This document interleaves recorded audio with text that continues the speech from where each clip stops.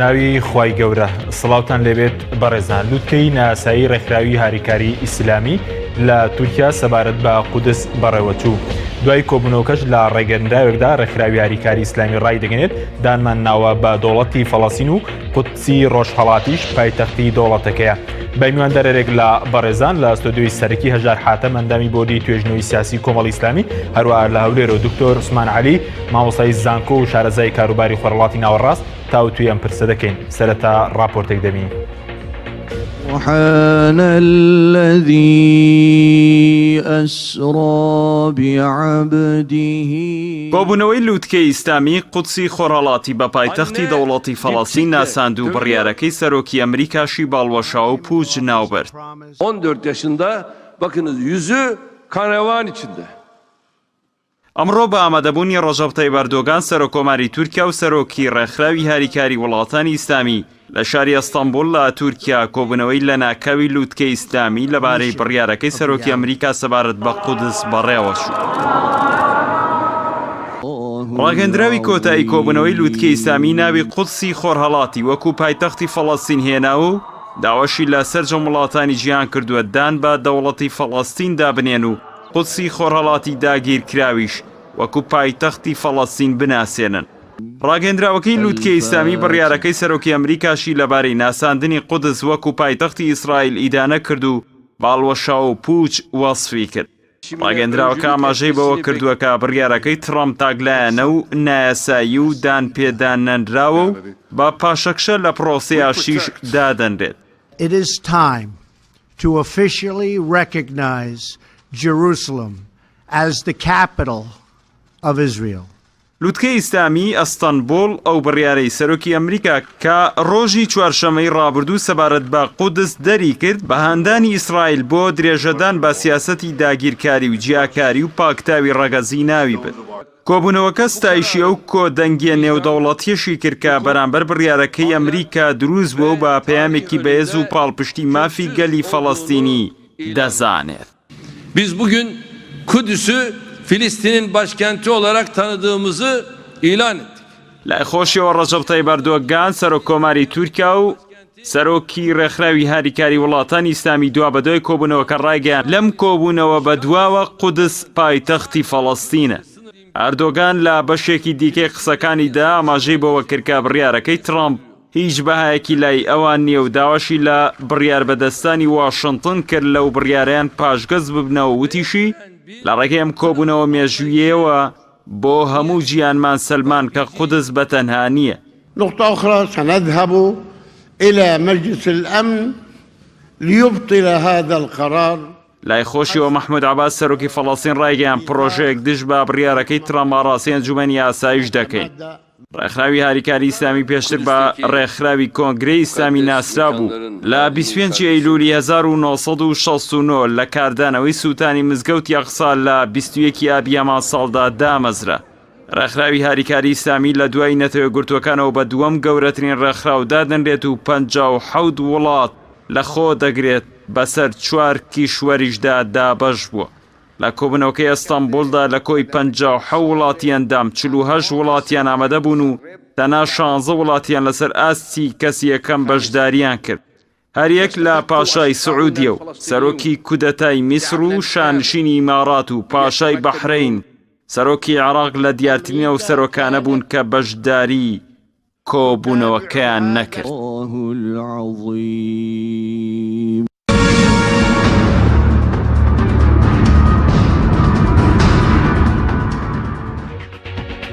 سڵاوتان لێبێت بەڕێزان سوپاس بۆ میوانەکانمان کاک هەژار بەخێر بێنگە سەرتا لە بەڕێستانەوە دەست پێ بکەین بەر لەوەی کە بچینە سەر ناوەڕۆکی لووتکەی ئەمڕۆی ڕێکخراوی هاریکاری ئیسلامی لە سەرەتا بە کورتی ناساندنێک بۆ ڕێکخراوی هاریکاری ئیسلامی بکەین ئەو ڕێکخراوە چیەوە لە چەند دەوڵەت پێک دێت. زۆر سەرەتا زۆر سوپاس بۆ ئەو دەرفەتە. ڕێکخراوی هاریکاری ئیسلامی ئەرۆکو لا ڕاپۆرتەکەی بەڕێزتان ئاماژەتان پێدا بۆ هەندێکی لە ساڵی 1969 دروست بوو لە دوایەوەی کە مەسجد ئەڵەقسا لە مانگی ئەو 20 ئابی ئەو ساڵەیە سوتێنرا. تەمان پێشەوە ئەگەر بگەڕێنەوە بۆ مێژوو لە 1967 تاکە ڕووداوەکان یان نەکسەکانی 1967 کە ڕوویدا کە بەداگیرکردنی خاچی جۆلان و سینا و زۆربەی خاچی فەڵەستین کە لەلایەن قوارێ زایۆنیە و داگیر کرا کە لەلای عەرەب ناسەدراوە بە ئەو نەکسەی حوزەیرانی 1960 لە دوای ئەوە کە 1960 ئەو ڕووداوانە بوو لە 1990 بەرەبەرە ڕێکخراوە صهیۆنیستەکان گەورە ئەبوون تەشەنەیانە کرد لە ساڵی 1960 ئەو مزگەوتیان سووتێترا لە کاردانەوەی سووتانی ئەو مزگەوتەیە ئەو ڕێکخراوە دروست بوو لە 50 وڵات پێکهاتووە هەندێک کاری هەیە ئەمڕۆژ کە بینیمان کۆنگرێکیان لە ئەستەمبول ساز کردووە کە بە ناسەدرا لە میدیاکانەوە بە لوتکەی نائاسایی ئەستەمبول هەروەکو لە راپۆرتەکەش ئاماژەی پێکرا هەندێک وڵات لە ئەسەر ئاستی نزم بەشداری کردووە وەکو بڵێ ئیحتیمامی بە کۆنگرەکە نەداوە لەوانە سعودیە کە ئەمە جێگای نیگەرانی بەڕاستی کە لەسەر ئاستی وەزیری ئەوقاف بەشداری کردووە کە لە کۆنگرەکانی ترا کە لە ساڵەکانی ترا بەشرا بۆ ئیدارەکردنی مزگەوتی یەخرا لەسەر پاشای سعودیە خۆی بەشداریە کرد بەڵام ئەمجارە وەزیری ئەوقاف بەشداری کردووە کە ئەمە هەل لە خۆیان ئەوە ئاگەیەنێ کە سعودیە ئەوێ کە یا هەندێک لە سعودیە هاوپەیمانەکانی وەکو ئیمارات نایەنەوێت کە ڕێکخراوەکە لەو بڕیاری ئیدانی ئەو بڕیاری ترام بکا کە داوێتی بۆی کە قودس بخرێتە پایتەختی زۆر باشە بەس کۆبوونەوەکەی بڵین لوتکەی ئەمڕۆکە لوتکێکی ناسایی بۆ ڕز باسۆک لە تورکیا بەڕێوەچوو پێ دوایە کاریگەری دەبێت ئەم کۆبوونەوەی کە بەڕێز ئاماژ کرد کاندێک وڵات بۆ نمونە سعودیە ئیمارات میسر لاسی باڵەدا بەشداریان نەکردووە کاریگەری دەبێت ینی هیچ کاریگەریەکی لەسەر بڕیارەکەی ترامپ کە قودسی وەکو پایتەختی جوولەکە ناسەندە بوو هیچ بڕیارێکی نابێت چونکە قودس لە ناخودڵی مسلمانە نامێنێتەوە قودس بە درێژایی مێژوو هەر وەکو بینین لە دوای ئەوە کە لە ساڵی 1940 بە لێری بالفۆر کە فەڵەستین درا بە ئیسرائیلیەکان و خاو دەوڵەتە لەسەر خاشی فەڵەستینەکان بۆیان دروست کرا لەو کاتەوە خۆ هەر فەڵەستین لە کوشت و کوشتار و لە شەڕا بووە بەڕاستێکی خۆ قودس ئەگەر بڵێ نڵی بەم بڕیاری ترم ینی بە شتێکی ڕسمی وەگرتووە ناخۆ هەر لەژێر داگیرکاریە بووە بۆیە من قەناعەتم وایە لەسەر ئەرزی واقع نایمێن چونکە بەرخودان و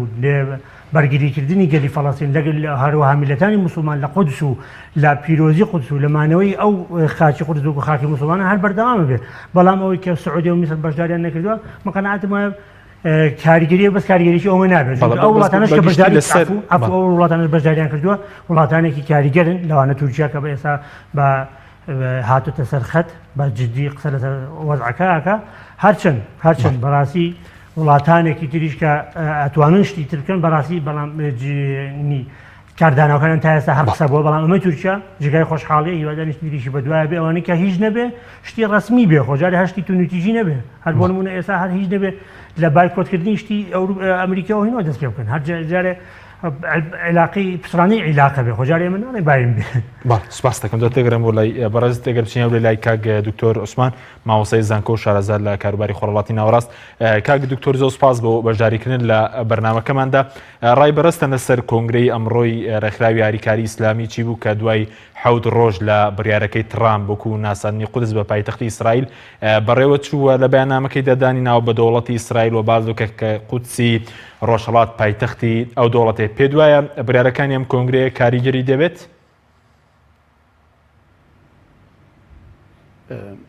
بەناوی خۆی گەورە و میێرەبانەوە سپاس بۆ ئەم دەرفەتە وەسڵاوشمێ بۆ بینەرانتان و بۆ میوانەکەتان لە ستۆدیۆ یعنی لە بواری کاریگەری ئەم کۆنگرەیە تەمان ئەمە کۆنگرەیەکی تا ڕادێک سەرکەوتوو بوو لە بواری ئەعلامیەوە ڕاگەیاندنەوە تەسیرێکە بێ لەسەر معنەویاتی مسلمانەکان ئەمە یەک دووەمش ئەمڕۆ بە تایبەتی لە ئەوروپا وڵاتان یەکێتی ئەوروپا دژی ئەو قەرارن کە ئەبینن لە ناو مسلمانان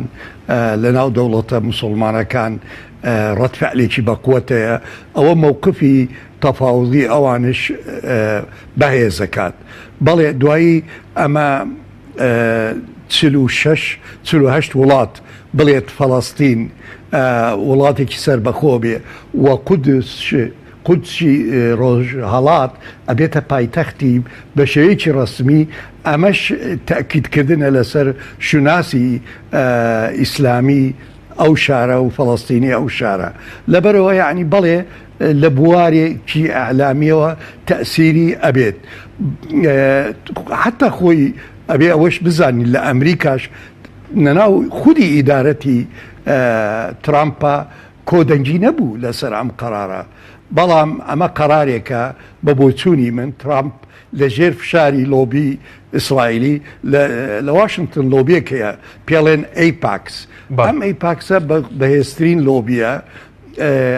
ئەو هەلایان بەخواستەوە ئەمڕۆ دەسەڕاستەکانی ترامپ ئەو کەسایەتیانەی نێزگن لێ چەند با بڵێن دۆسیایەکی گەندەڵی و پەیوەندی بە رووسیا وایە ئەو لۆبی ئیسرائیلیە ئەمەی بەکارێنا وەکو سەفقەیەک من وای بینم لە ژێری پەردە کراوە کە ئێمە ئەتوانین لەمە دووە ئەم فشارە لەسەر ئیدارەی ترامپ کەم بکەینەوە بە شەرتێک بێت ئەتراف بکە دان منە بە قودس کە عاسیمەیەکی یەکگرتووی و ئیسرائیلە طبعا ئیسرائیل لە 1980 ئەم قەراری داوە هەتای سە هیچ وڵاتێک دانی پێنەناوە و دانانی ترامپ شتێکی نایاساییە بە گوێرەی زۆربەی یاساکانی نێودەوڵەتی کە ئینشاءڵڵا لە وەختی پێویستە لە وڵامی پرسیارەکان زۆر باشە ئاماژەی پێکەیت. بەڵێ کاک دکتۆر بەس سەبارەت بە مەسلەی هۆکاری بۆ نمونە بەشداری نەکردنی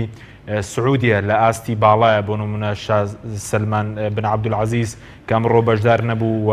سەرۆکی میسر و هەتا ئیماراتیش هۆکارەکەی بۆچی دەگەڕێتەوە بەرەز وتت ڕێکەوتنێکی نهێنی ژێربەژێرە بێ پەیوەندی بە وڵاتانەشەوە هەیە یانی ئەم ڕێکەوتنەکە ئەمڕۆ بەشداریان نەکردووە لەگەڵ ئیدارەی ئەمریکی یعنی وەکو ئێمە ئاگادارین ئەمڕۆ ڕۆژهەڵاتی ناوەڕاست بە تایبەتی بۆتە دوو کامپەوە کامپی سعودیە ئیمارات بەحرێن و یعنی چەند دەوڵەتێکی تر لە منطقەکە ئەمانە کامپێکن دژی ئەو کامپەن کە ئەردۆغان و ئێران و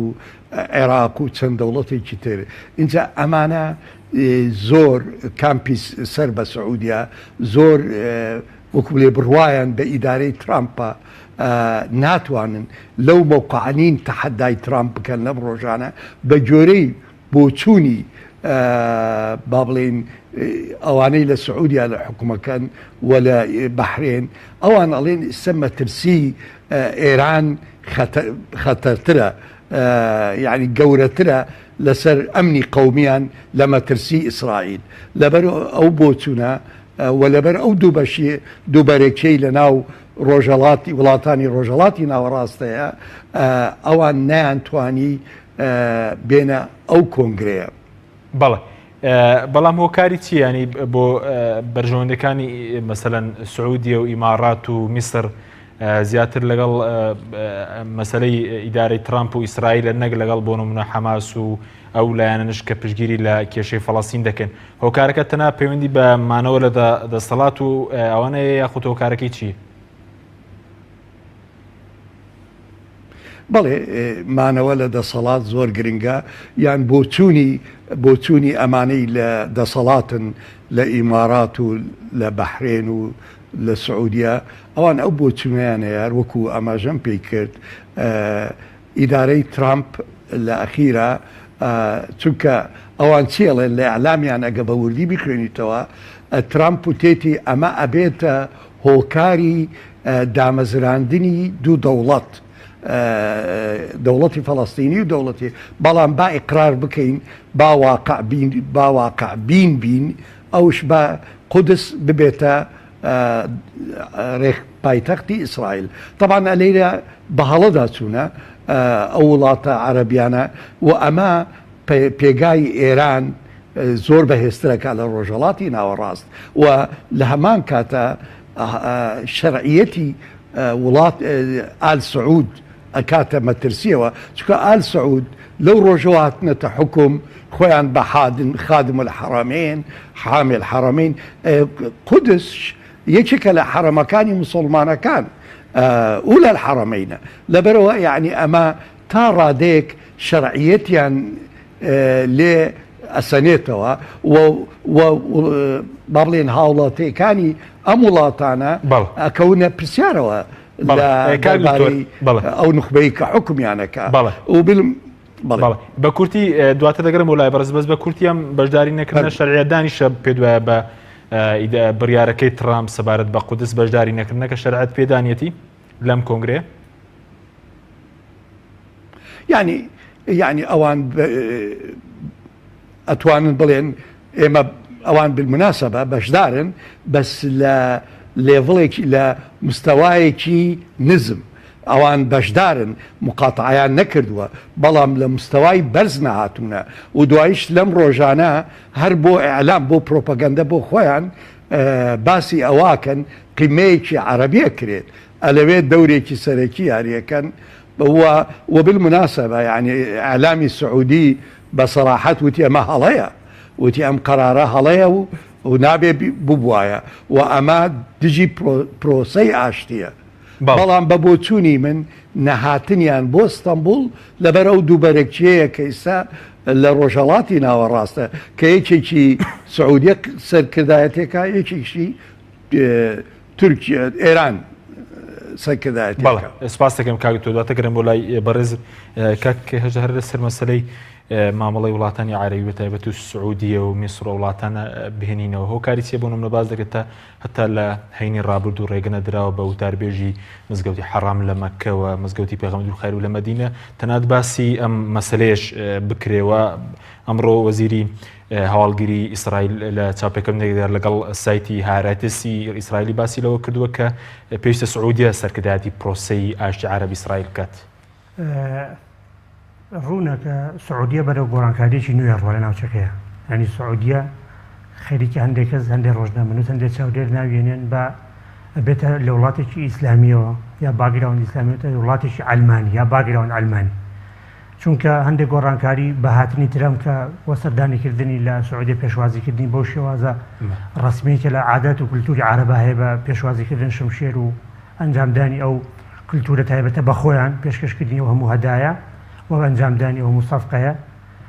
کە بە سەدان ملیار دۆلار دانرێ لە کاتێکا کە سعودیە بۆ خۆی ئەو هەموو لەو هەموو نەقسەی هەبوو لە پێداویستەکانی تریا لە ئاودان نەکردنەوەی هەندێک لایانی تری وڵاتەکەیە لەوەی بەشێکی هەندێک شوێنی وەکو جددە کە لافاو بردەوەی هەندێک شوێنی تا ئێستا هەودان نەکراوەتەوە 400 ملیار دۆلار تەرخانەکە بۆ پێدانی طبعا سەفقەیەکی نییە بەس خۆیان دەڵم بۆ کڕێنی چاکە لەبەرەوە سعودیە بەرەو گۆڕانکاریێکی نوێچێ گۆڕانکاریەکەش ئەوەی کە بە قازانجی ئەمریکا و ئیسرائیل و ئەو وڵاتانە هەبێ هەر بۆیە ئەوان پێیان خۆشەکە سەرکردایەتی پرۆسی هاشتی بکە بۆیە بخۆیان ئەزانن کە سعودیە چی نیظامێ چی سیستەمێکیان بۆ دێنێتەکە سیستەمێک کە باگراون داپۆشراوە بێ بە سیستەمێکی ئەگەر ڕاست بێ گوشەیە وەهابی و لە پشتەوەشی ئەمریکا و ئیسرائیل چاودێری بکەن و ئەو حکومەتانە دابمەزرێنە ئەو سیستەمانەی بێن نەکایەوە کە لە نمونەی سیسیە لە میسرا کە ئینقلابێکی شەرعی لە ناو برد سیسی کە بە هەڵبژێرا بوو بە دەنگی خەڵک دەنگی هێنا بوو خستیانە زیندانەوە بەڵام دێن لە لیبیا هەفتەریان زیندوو کردەوە و لە عێراق ئەمە لەوە هاکەسا بۆ وڵاتانی کرد بۆیە ئەمریکا و ئیسرائیل و هەندێک دەستگای مخابەراتی ئیقلیمی و هەتا وڵاتانی جیهانی ئەیانەوێت ئەو نیظامە بێ کە نیظامێک بێ ڕێک بێ لەگەڵ بەرژەوەندەکانیوانە لە هەمان کاتیشە نیظامێک بێ ینی ئیسلامیەتەکەشی ئەو ئیسلامیەتە بێ کە سمعنا وأطعناوەی کە پێڵن هەروەکو ئەمڕۆ کە برای بەڕێز کاک شوان هەورامی شتێکی جوانی نووسی بووی لە نەزانم وتارەکەی خوێندەوە ئەڵێ جیهانی ئیسلامی ئەوای لەکرێ قودس داگیرەکرێ و بڕیاری ئەوە درێکە ترەمپ بڕیارەدا کە بکرێتە پایتەختی ئیسرائیل کەچی لەولاوە ئیمامی مزگەوتی حەرەم باسی خوف و باسی ئەوواکە ینی بوو باسی خوفی سەر گۆرەوی ئادروست یا دروستنەوە باسی ئەماناکە ینی وەکو هەر هەمان دووبارە بوونەوەی هەمان ڕووداوەکانە کاتێککە مەخۆلەکان هاتن بۆ بەغا کە بەغا داگیرکەن لەو کاتەیاڵێ هەندێک لە زاناکان مناقەشەوەیان بۆ پەنجە دروستە بجوولە لە نوێژیان دروست نییە بۆیە ئەمان ئەیانەوێت سیستەمێکی ئاینی سیاسی هەبێ کە علاقی سیاسەتی نەبێ لە هەمان کاتیشا خۆیان چیانەوە لە ڕۆژانەوە ڕاستە بیکەن لە دنیای بیکەن وەکەوەی کە لە میسر و لیبیا لە وڵاتانی تریا کردیان بەڵام باز لەوەکە کە پرزبەندەی وڵاتی عەرەبی کراوە بۆ نمونە ڕۆژنامە ئەمریکیەکان باسییان لەوە دەکرد پێتان وایە پێشوەختە ینی قسە لەگەڵ سعودی و کۆمەڵە وڵاتی تریش کرابێت کاوانیش لەگەڵ ئەم مەسلەیەدا بن زۆر بەڕوونی ئەخر لەگەڵ مەسلەی چییە مەسلەی قودس وەکو پایتەختی ئیسرائیل جا خۆ دیارە بۆ پێوتم بۆ قسانی ڕڵاکەوە لە بەرەوەن کە بەوە ڕازین ئەوان مانەوەی خۆیانەوێ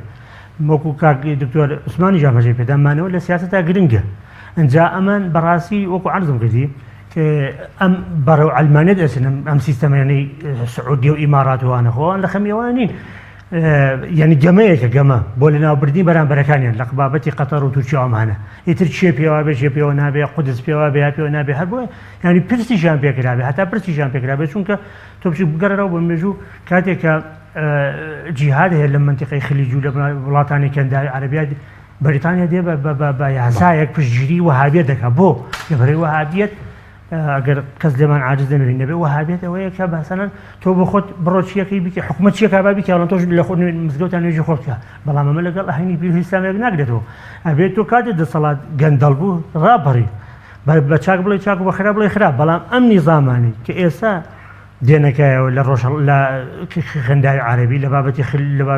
سعودیە و بابەتی ئیمارات و هاوپەیمانەکانیان وە بۆ بەهێزکردنی بەرامبەرەکانیان کە تورکیا و قەتەر و گەنجان نموزەجی حەماس و ئیخوان و چەند حرەکەی تیان بیانخەنە لیستی تورۆرە یاخراونتە لیستی تورۆرە بۆچی لەبەرەوەی کە نموزەیەکی شۆڕژگەڕین بن نموزەجێکن کە بە خراپیان و تۆ خراپ بە داگیرکاریان و تۆ داگیرکاری ڕازی نەبوون بەو داگیرکاریکە لە هەبووە لە ئەمریکا و لە پاڵپشتی ئەمریکا تا چەندێک ئەمڕۆ کە ئەوەی کە شاه سەلمان بن عەبدولعەزیز لە بری بەشداریکردن لە کۆنگرەی یاریکاری ڕێکخراوی ئیسلامی لە ئەستەمبوڵ هات بۆ ئەنجومەنی شورای سعودیەوە لەوێ وتارێکی پێشکەش کرد پێ دوایە بۆ شاردنەوەی ئەو بەشداری نەکردنە بوو کە لەسەر ئاسی باڵا بەشداریان نەکرد تەنها بۆ بچووکردنەوەی ئەو کۆنگرەی تورکیا و بەڕێوەبردننی ڕۆڵی تورکیایە ینی پیان وایە کە ئەگەر بەشداری نەکەن تورکیا ڕۆڵی لاوازە بێ یا وەکو ئەتوان چۆن قەتەریان گەماڕۆدا تورکیاش گەماڕۆ بن بەڵام بەڵاستی خیالیان خاوە چەند تورکیا لەسەر ئاسی ینی نێودەوڵەتی ململانیەکە تورکیا وڵاتێکە کە پیشەسەرینی ئابووریشی فراژوو گەشە سەندوی هەیە وڵاتێکە کە ئێستا هەموو قەرزەکانی لەسەر نەماوە گەشت و گوزاری پێشکەوتووە وڵاتێکە ینی داهاتێکی باشی هەیە لەبەرەوە ینی ئاسی تورکیا لە ئاسی قەتەروانە نییە بۆیە بەشداری نەکردنی شاه سەلمان تەنها بۆ پرایوەسخستنی ئەو کۆنگرە بۆ بچووکردنەوەی ڕۆڵی ئەو وڵاتانەشێکە بەشداریان کردووە ینی ناڵێ لەگەڵ ینی بەڵام کە نەچوو ینی لەگەڵ ینی پێی ڕازین سپاس دەکەم بەڵێ بینەرانی بەڕێز ناوبڕێک و دواتر دەگەڕێنەوە لای میوانەکەمان لە هەوری لەگەڵمان بێنە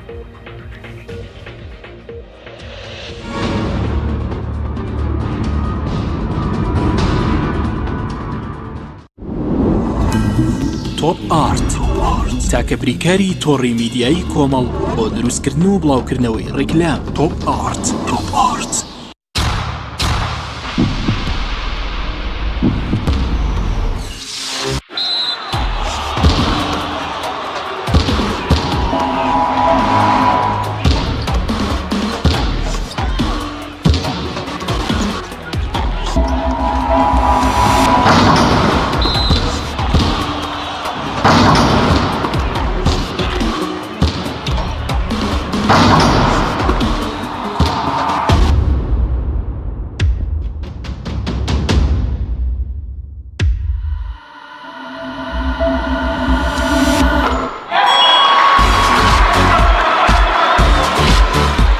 سەرکەوتنە گەورەیە تەنها شیری وشکی ئاڵتونسای تەمێکی ڕاستەقینە و 100% سروشتی نۆشی کەو هەمیشە بە بەهێزی بمێنەرەوە ژێ برنجی مەحموود لە هیچ شوێنێک نەماوە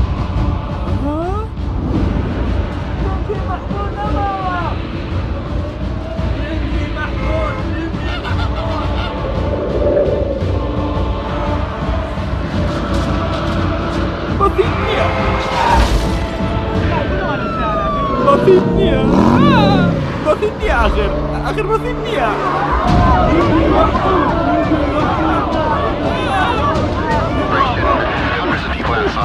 وای سال بازارەکاندا برنجی محمود نەماوە ناوەکەکەی لە دەستداوە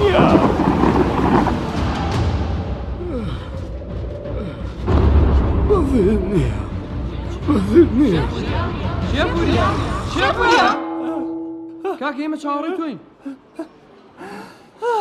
باشە باش ئەوەی بینیمان تەنها خەوێ بوو نهێنی خواردنە خۆشەکانی شێڤوریا لە جێی خۆی ماوە ئەگەر برنجەکەت مەحموود بێت هەموو شتێکی تر بەفیتە. کۆمپانیای چای نوێ کۆمپانیای چای نوێ هەستا بەکردنەوەی کارگەی فۆم بە ئەمێری پێشکەوتوو کە توانای دابینکردنی مادەی فۆمی هەیە بۆ هەموو کوردستان. لەم کارگەیە هەموو جۆرە فۆم و ڕنگ و قیاسێک بەرهەم دەهێنرێت. ئەم کارگەیە کاریگەری دەبێت لەسەر بژانەوەی ژێرخانی ئابووری و هەستانەوەی کەرتی پیشەسازی لە کوردستاندا. کۆمپانیای چای نوێ بۆ بەرهەمهێنانی فۆم. کۆمپانیای دنیا دیکۆر کۆمپانیای دنیا دیکۆر ئامادەیە بۆ دانانی دیکۆراتی ماڵ و شوێنە گشتی و حکومیەکان. کۆمپانیای دنیا دیکۆر هەڵدەستێت بە دروستکردن و دانانی کەوانتەر و ژووری نووسن و ئۆفیسی گەشت و گوزار و جبسم بۆردی مەغریبی و کاغەزی دیواری ئیتاڵی و تەختەی ئەرزی تورکی و ئەڵمانی و جیاکردنەوەی هۆڵ بە SDF و MDF و داری سروشتی. کۆمپانیای دنیا دیکۆر دنیایەک بۆ دیکۆراتەکانتان. ناونیشان سلێمانی فەرعی یەکەم شەقامی بازنەی مەلیک مەحموود بەرامبەر پارکی مەلیک مەحموود. فەرعی دووەم شەقامی بازنەی مەلیک مەحموود بەرامبەر سۆپەرمارکێتی ئاڵتون. فەرعی سێیەم ناوچەی پیشەسازی یەک بەرامبەر تاقیگەی بیناسازی. کۆمپانیای دنیا دیکۆر. تۆپ ئارت تاکە بریکاری تۆڕی میدیایی کۆمەڵ بۆ دروستکردن و بڵاوکردنەوەی ڕیکلام. تۆپ ئارت.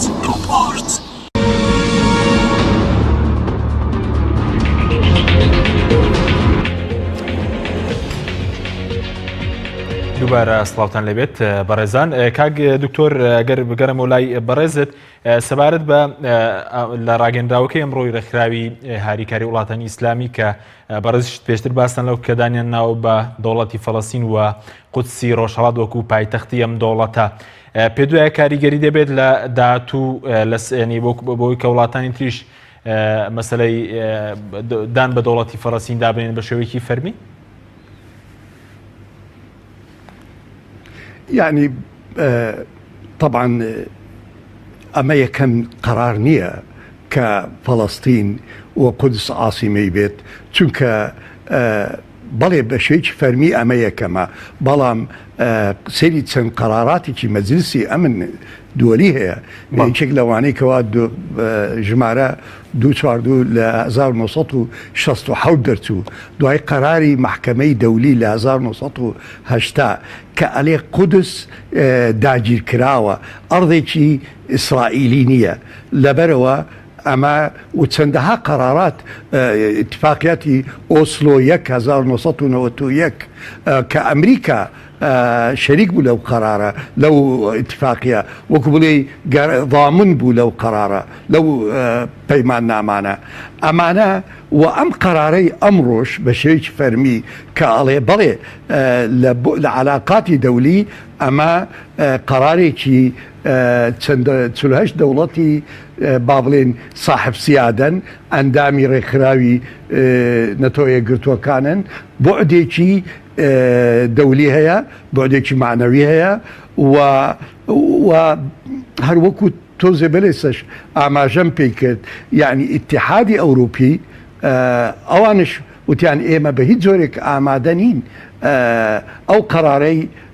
ترامپ بە شتێکی شەرعی بزانین، چکە بە جۆرەی اتفاقی ئۆسلۆ 1991 ئەڵێ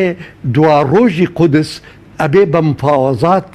دیاری بکرێ لە بینی فەڵەستینیەکان و ئیسرائیل. لەبەر ئەمە قەرارێکی تاکلایانەیە و بە بۆچوونی من ئەمە بەلفۆری دووەمە. بەلفۆری یەکەم 1970 بوو کە بەلفۆر سەرۆک وەزیری با بڵێن وەزیری دەرەوەی بریتانیا بوو، ئەو قەرارێکیدا قەوارەیەکی یەهودی لە فەڵەستین دابنێ. ئەو بە هیچ جۆرێ ئەو حەقەی نەبوو، چونکە فەڵەستین خاکی بریتانیا نەبوو. ئەمڕۆژ ترامپ بە هیچ جۆرێ ئەو حەقەی نییە کە ئەو مافە بداتە ئیسرائیل یان بداتە خۆی کە قودس ببینێ بە پایتەختی ئیسرائیل. بەڵێ وەڵامەکەمان ئەوەیە بۆعدێکی معنەوی، بۆعدێکی قانونی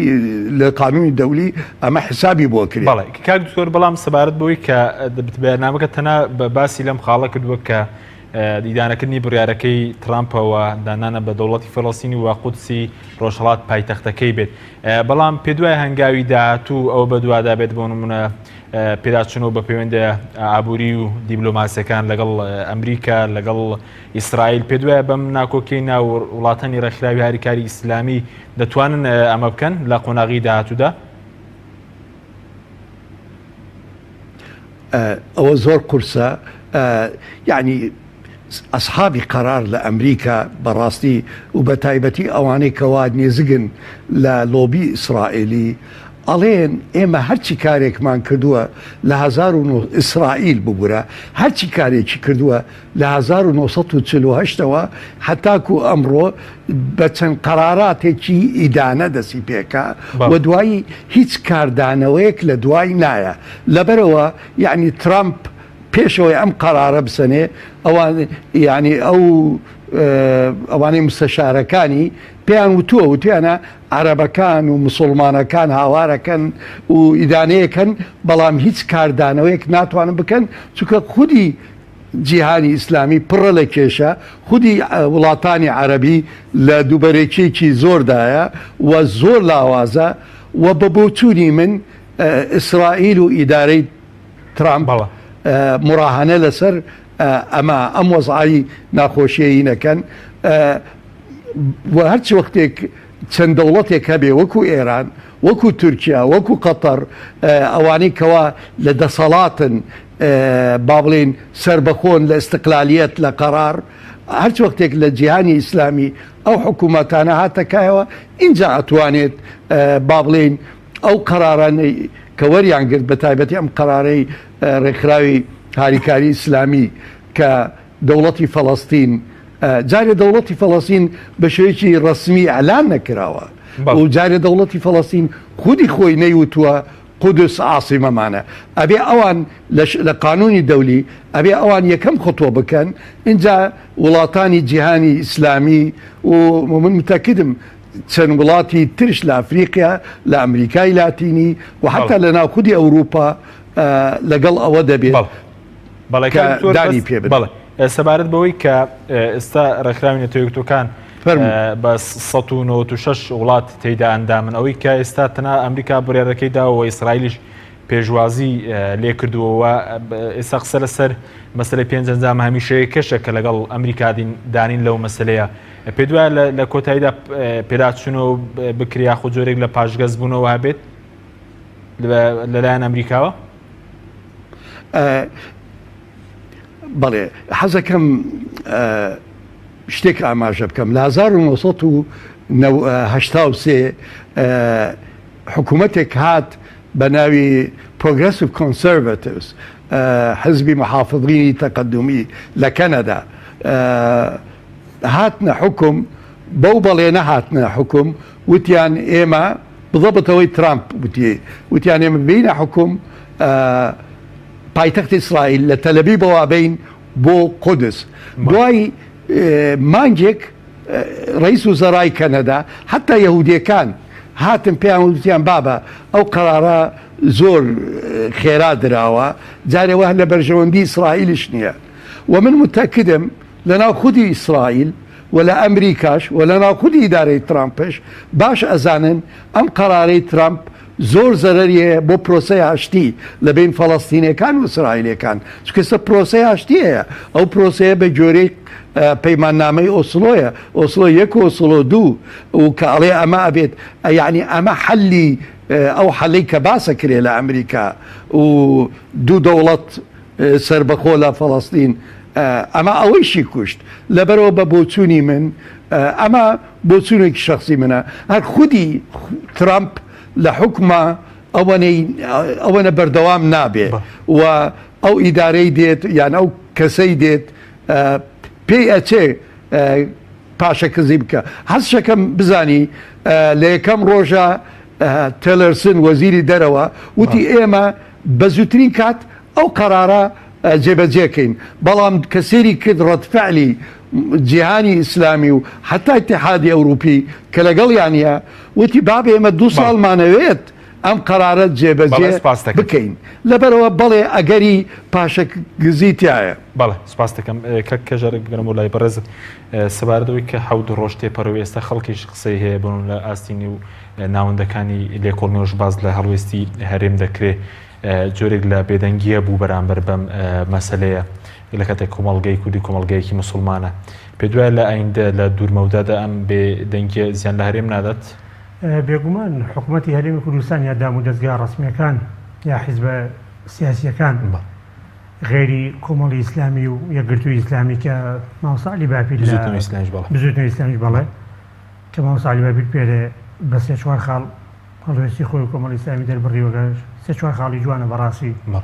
کاڵێ ئەمە بێتە هۆی تۆڕێ و بێزاری خەڵکی مسلمان دژی ئەمریکا لەناو خۆی ئیسرائیلی شا پشەوی زیاتر دروست دەکات فەرەن هەروایە وە یەکگرتووش بە هەماشەوە بزوتنەوە بە هەماشەوە غێریەوە حیزبە ئەلمانیەکان یاوانی لە دەسەڵاتە نێچێتی و پارتی بەڕاستی هەڵوێستێکی وایان نەبووە کە ئەمەش جێگای ئەسەفە جێگای داخە چونکە ئەمانە گلەی لە وڵاتانی ئیسلامیەکەن کە لە کاتی موسساتەکانی کووردا لە کاتێکی ئەو کارەسەتانی بەسەر کوردادی قسەی ناکەن ئەمانیش خۆیان بە هەماشەوە دەسەڵاتی کوردی بەڵام پێدەوە کاری بۆ منە ڕەنگە قسە خەڵک زیاتر گلەی هەبێ لە سەراستی حکوومەت کە پێشتر لە ڕوودا و نێودوڵەتەکان بۆ ڕم نەگەت تەقینەوەیەک کراوەوی دانەکرا بەڵام ئێستا ئەمە نیە پێ دوای هۆکارەکەی بۆچی دەگەڕێتەوە؟ یعنی هۆکارەکەی تەنها بەڕێی من بۆ واگەڕێتەوە کە قودس پایتەختی مسلمانانە بەتایکی من ئەڵێم ئەگەر شوێنێکی شارێکی مەسیحی شارێکی جوولەکە نشین یاوەکو کە شەنگال داگیر کرا کە من لەگەڵ ئەوە شام کە بۆ هەمووی ئیدا نەکرێت بەیان نامەی ناڕزای دەرکرێت بەڵام لە هەمان کاتە با بۆ شارە مسلمانشینەکەش دەرکرێت من پێم وایە ئەگەڕێتەوە بۆ باگراوندی قودسکە باگراوندێکی ئیسلامیانە هەیە تەنها بەڕێی من چونکە حکوومەتی کوردی بەداخەوە حکوومەتێکە تا ئێستا بە باگراوندێکی ئایدۆلۆژیانبی دەکاتەوە ئەو شتانی ئێستا سەیریکەوەی کە لەسەر شەنگال هاتە قسە لەسەر شوێنەکانی کە نهاتە قسە خۆ هەر شەنگالی شوێنەکانی تر بە هەماشەوە جینۆسای کراون قسەکەی من ئەوەیە غەڵەت نوە نەگیرێ لەسەر شوێنەکانی کە کەمە نەتەوەتیەکان و کەماینەکانی تیاژی تر شەنگالە قودسە کەرکووکە هەڵەبجەیە هەر شوێنەکە قسە هەبێ بەڵام چۆن لەسەر شەنگال و لەسەر شوێنەکانی کە با بۆ قودسی شەبێ چونکە ئێمە میلەتێکی مسلمانی ئێمە میلەتێکی دمانێ نەمانەوێ بە حکوومەتێکمانەیە حکوم بەخۆی لە دەسوورە لە دەسووری ئاینی گەلی کورد بەس لە دوورمەودا زیان لە هەرێمی کوردستانە پێش ڕیفراندۆمەکە زۆر باس لەوە دەکرێت کە مەسەلەن کورد بۆ تۆمە دەربارەکە کە پەیوەندی لەگەڵ ئیسرائیل ئەمە لە دوورمەودا زیان لە هەرێمی کوردستان نادا زیانی لێدا چونکە ئێستا سیاسیەکی کورد لە یەکێک لە مقابلەکانە کە خۆم بە دوو ئاڵقە خوێنمەوە دکتۆر عوسمان وتی کاتی خۆی کەم بە بارزانانی بودوتم بە پەیوەندی لەگەڵ ڕۆژنامەی وابزانم ڕاستە نابووچی بۆ بڵاو بۆ دوژمارە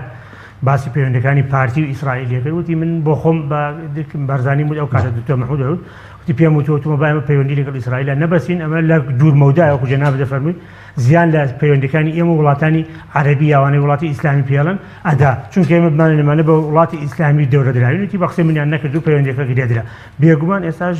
هەڵوێستی هەندێک ئیعلامی کوردی کە بەداخەوە من تێناگەم بەچی بنەمایك